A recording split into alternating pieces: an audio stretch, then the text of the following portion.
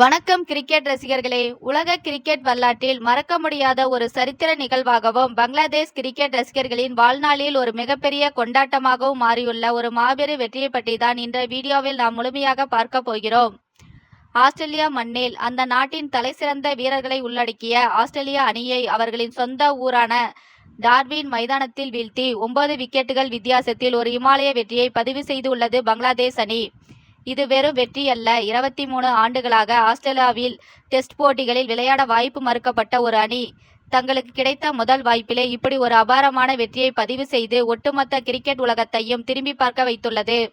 இந்த வரலாற்று சிறப்புமிக்க வெற்றிக்கு பிறகு நடந்த ஒரு சுவாரஸ்யமான நிகழ்வு தான் இப்போது இணையம் முழுவதும் வைரலாகி வருகிறது.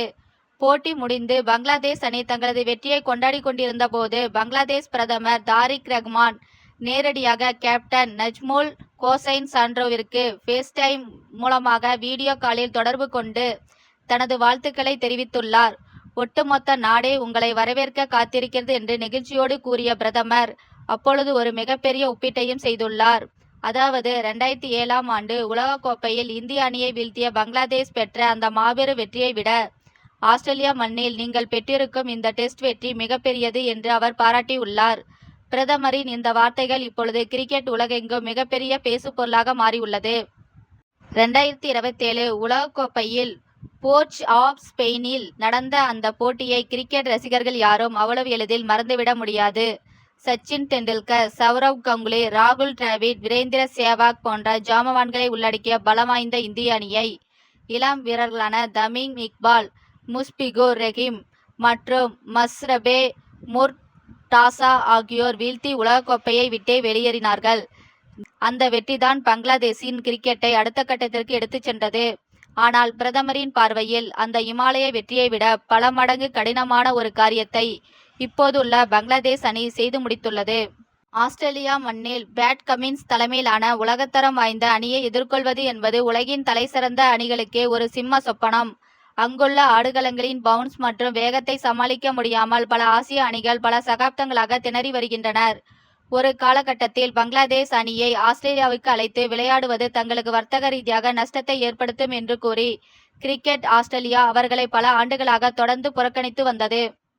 அப்படிப்பட்ட ஒரு புறக்கணிப்புக்கு மத்தியில் மிட்செல் ஸ்டார்க், ஜோஸ் ஹேசில்வுட் மற்றும் நாதன் லியான் போன்ற ஜாம்பவான்களை உள்ளடக்கிய ஒரு பந்துவீச்சு படையை எதிர்கொண்டு அடைந்த இந்த வெற்றி பிரதமரின் கூற்றுப்படி உண்மையிலே 2007 வெற்றியை விட பல மடங்கு மகத்தானது என்பதில் எந்த சந்தேகமும் இல்லை.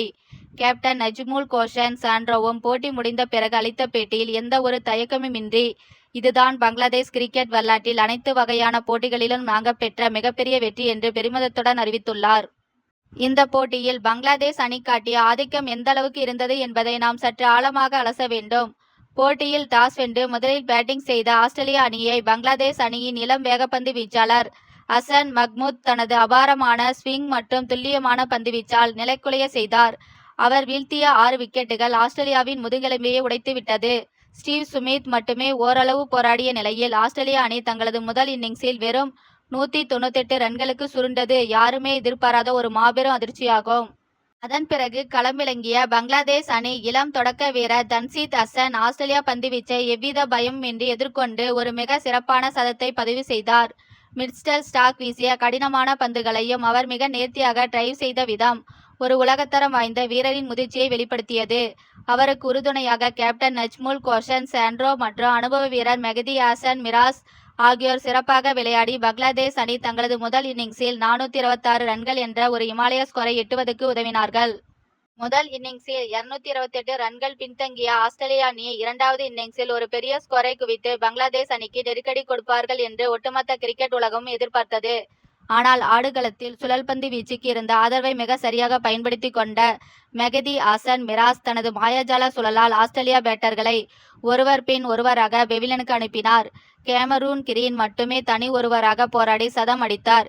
மெஹதி ஹசன் மிராஸின் 5 விக்கெட் வேட்டையால் பலம் வாய்ந்த ஆஸ்திரேலிய அணி 284 ரன்களுக்கு ஆல் அவுட் ஆனது. வெற்றிக்கு வெறும் 57 ரன்கள் மட்டுமே தேவை என்ற எளிய இலக்குடன் களமிறங்கிய பங்களாதேஷ் அணி ஒரு விக்கெட்டை மட்டும் இழந்து மிக எளிதாக இலக்கை எட்டிப்பிடித்தது. வெற்றி ரன் அடிக்கப்பட்டவுடன் டார்வின் மைதானத்தில் திரண்டிருந்த பங்களாதேஷ் ரசிகர்கள் எழுப்பிய டைகர்ஸ் டைகர்ஸ் என்ற வெற்றி முழக்கம் மைதானத்தை அதிர செய்தது. இந்த வெற்றி வெறும் 11 வீரர்களின் வெற்றி மட்டுமல்ல, பல ஆண்டுகளாக தங்களை ஒரு சாதாரண அணியாக, வர்த்தக ரீதியாக லாபமில்லாத அணியாக பார்த்த கிரிக்கெட் உலகத்திற்கு பங்களாதேஷ் கொடுத்த மிக சரியான பதிலடியாகும். பிரதமரின் அந்த வீடியோ கால் வாழ்த்துக்களும், அவர் 2007 உலகக்கோப்பை வெற்றியுடன் செய்த அந்த உணர்ச்சிகரமான ஒப்பீடும் பங்களாதேஷ் வீரர்களின் மன உறுதியை மேலும் அதிகரித்துள்ளது. 2007 இந்தியாவிற்கு எதிராக பெற்ற அந்த வெற்றி எப்படி தமீம் இக்பால், சாகிப் அல் ஹசன், முஸ்பிகுர் ரஹீம் போன்ற ஒரு பொற்கால தலைமுறையை வீரர்களை பங்களாதேஷ் உருவாக்கியதோ, அதே போல ஆஸ்திரேலியாவுக்கு எதிராக இந்த டெஸ்ட் வெற்றி ஹசன் மஹ்மூத், தன்சித் ஹசன் போன்ற இளம் வீரர்களை கொண்ட இனிவரும் தலைமுறையினரை உலக கிரிக்கெட்டில் ஒரு அசைக்க முடியாத சக்தியாக மாற்றும் என்று கிரிக்கெட் வல்லுநர்கள் உறுதியாக நம்புகிறார்கள். ஒரு அணியாக இணைந்து சரியாக திட்டமிடலுடன் களமிறங்கினால் எப்பேற்பட்ட சவாலையும் முறியடிக்க முடியும் என்பதற்கு இந்த போட்டி ஒரு மிக சிறந்த உதாரணமாகும்.